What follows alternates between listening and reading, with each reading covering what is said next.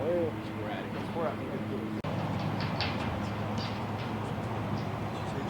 Just run out. Right here. Just walk on through the grandstands and just keep walking toward turn one and get down.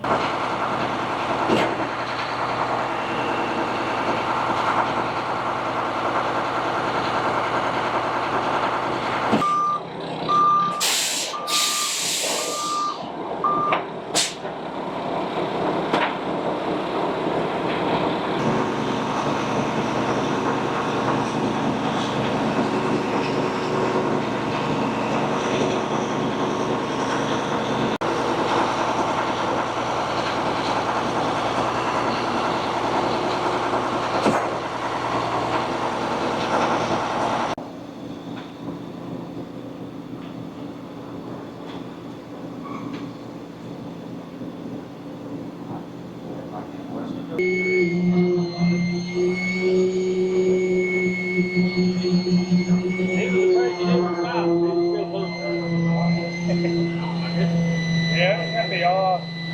It is off. I mean, there's no reason why.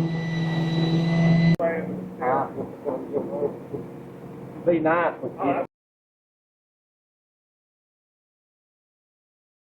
Yeah, you know, amazingly, we were out here doing a tire test, and we had some of our guys out here off the team cleaning up the grandstands and prepping. And you know, naturally, with older grandstands still, there's still weeds that want to grow up in cracks and whatnot. When they got to this section, they found a fairly large size hole in the face of the grandstand, about row 7, and said, hey, I think you guys need to come take a look at this. So we come and took a look at it, and sure enough, it wasn't just a small hole, it was a quite large hole. So we were able to knock a bigger hole in it so we could kind of tell what was going on. And when we did, we found that it was a huge cavity, you know, 700-800 square feet. You could fit literally a Chevrolet pickup truck inside this hole, and it was right underneath the grandstand. So we went into, we need to really open it up so we can get down in it safely and not put anybody at harm's way.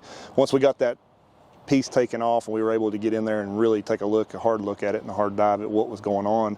You know, we saw some things that were kind of weird, you know, looking at it from our stance and the engineering stance. There was some columns that were placed there. There were some walls that were in place that you would never build for a concrete on grade grandstand.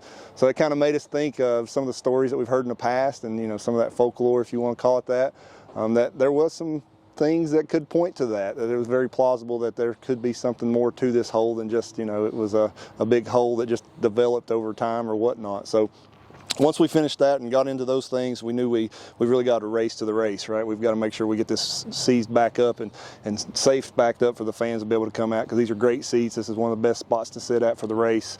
We really had to repair, and that repair state is, first figure out, you know, is it just a hole? Is there something that's causing it to be?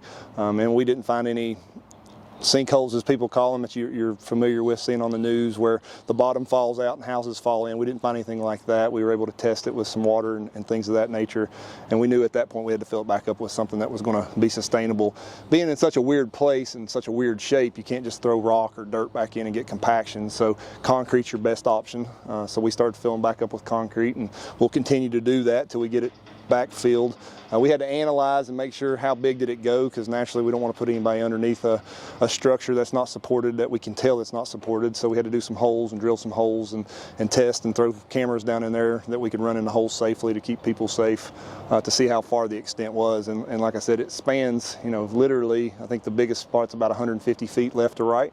And then from row 1 all the way up to about row 10, 11 is where the hole actually is. So a lot of concrete's going to go in this, a lot of work's going to go back to put it back in shape, then get the stands put back in and the seats put back in place and the numbers and all the things that go. So when we get here in the all-star race, we've got a safe grandstand for them to be able to watch the race.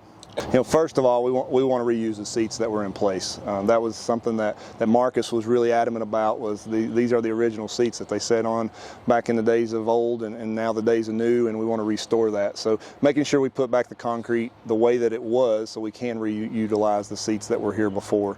You know, trying to play up the colors that the stands were painted, which really is just the stairwells, but make sure we hit that up. You know, there's a lot of cool things that we can do nowadays to really make things look old. So painting the numbers on the seats seats or the stairs, the rows, and those things. We'll make sure we replicate what was here before to really play up and keep that feel that we worked so hard and were seized by Marcus to do, to make Wilkesboro feel like it's a historical track and still today something like it was in the 90s.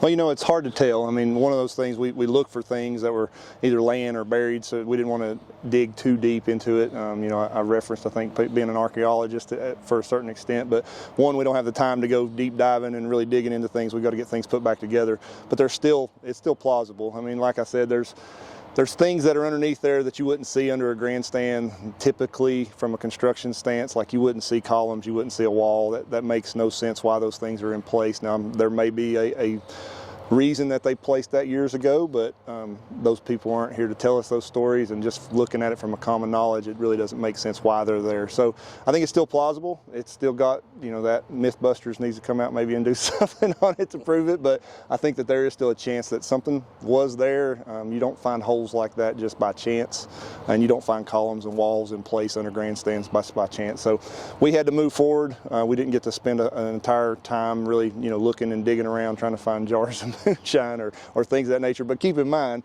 if those guys were really doing something like that, all that stuff was probably gone anyway, right? Like they never left a site just sitting abandoned. It was either blown up or disappeared, or they moved it to somewhere else. So the likability of finding something was probably slim anyway.